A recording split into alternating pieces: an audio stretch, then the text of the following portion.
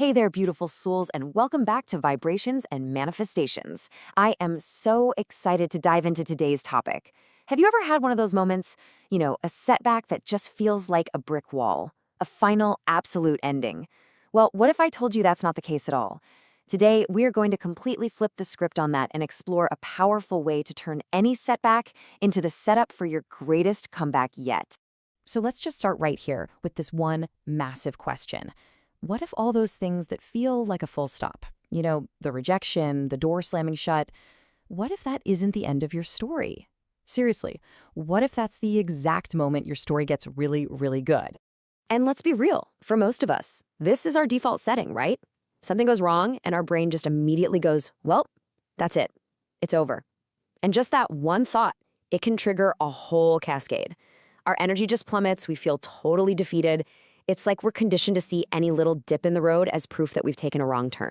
Okay, now look at this. This is where it gets so cool.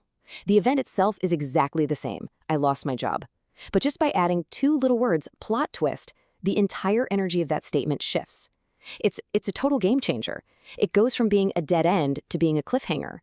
It's not the end of the book anymore, it's the hook that makes you have to ask, okay, so what happens next? And this quote just hits the nail on the head. It's all about an identity shift. See, when you're just experiencing the chaos, you're the hero getting tossed around by the waves of the story. But the second you say plot twist, you step out of that role. You become the writer. Suddenly, you're the one who sees that this chaos isn't just random. It's necessary for the plot. You're the one who gets to use it to build what comes next. All right, so why does this actually work so well? Is it just some kind of clever mind game? Nope. There is some actual science behind this, real psychology that helps you shift from feeling like a victim of your story to becoming the visionary who's writing it. So this brings us to something called narrative psychology. And it's fascinating. Basically, our brains are not just calculators crunching numbers. They're natural-born storytellers. They're always trying to take all the random stuff that happens to us and weave it into a story that makes sense. So when you say plot twist, you're basically hijacking that system in the best way possible. You're giving your brain a direct command. Hey, this isn't meaningless chaos. This is a crucial plot point. Now go find out why. And the part of your brain that carries out that command, that's your reticular activating system, or RAS for short. You can think of it like a search engine for your reality. You know how when you decide you want to buy, say, a red car, you suddenly see red cars everywhere? That's your RAS. It's filtering your reality based on what you told it to look for. So if you tell it it's over, it's going to find all the evidence to prove you right. But if you tell it plot twist, you've just given it a brand new, exciting search term. Go find the opportunities. Go find the setup.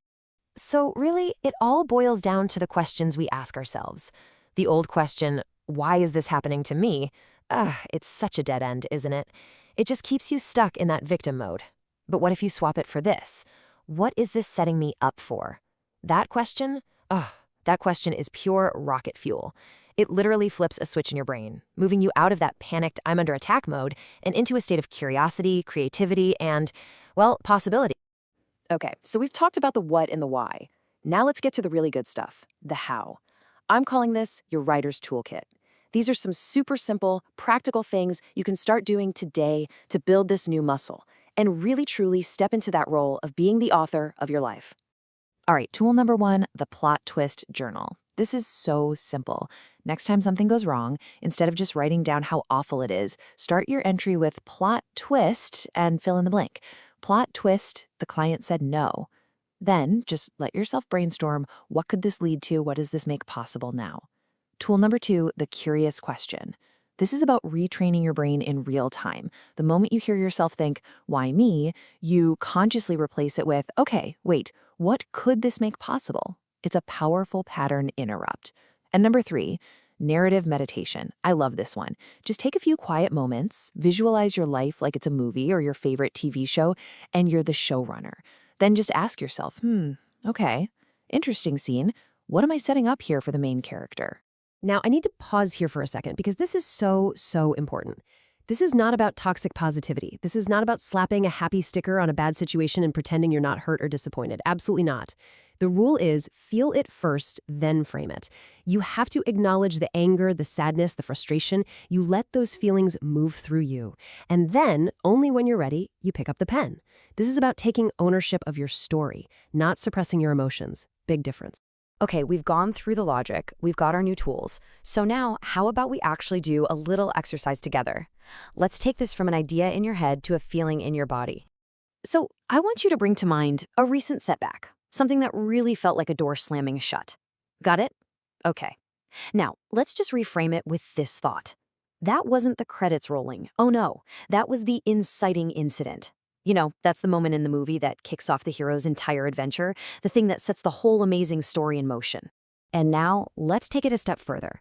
I want you to imagine your future self, the version of you that's already on the other side of this. They're looking back at you right now with so much love, and they're saying, "Oh, I get it now. That had to happen." Feel that energy, that wisdom, that calm certainty. They can see the whole picture. That is the perspective of the writer who knows the story has a fantastic ending. So the new narrative, the new story you're telling yourself sounds like this. Plot twist, I rise from this. Plot twist, I grow because of this. Plot twist, this isn't the end, this is where the magic really begins. That is the power you have when you choose to frame your own story. And that's really the heart of all of this, isn't it? The pen is always, always in your hand. You have the power to choose the story. Your next chapter doesn't start tomorrow or next week. It starts the very second you decide to write it. So let's just do a quick recap of the big takeaways here. Number 1, a setback is just a setup for something better. Number 2, you are not just the hero getting thrown around, you are also the writer. 3, curiosity is your superpower. It breaks you out of that frozen, paralyzed feeling. 4, you have tools now. Your journal, your curious questions, your meditation, use them. And finally, and most importantly, you get to choose the story. So choose the one that makes you feel powerful. I really want to leave you with this final thought to hold on to. The next time you feel lost, like you've completely gone off script and ruined everything, I want you to remember this. You are never off script. You are just building suspense. And every good story needs a little suspense. Your story is so worth following. Trust the process. Trust the unfolding. Thank you so much for joining me today. Until next time, keep your vibe high and go write an amazing next chapter.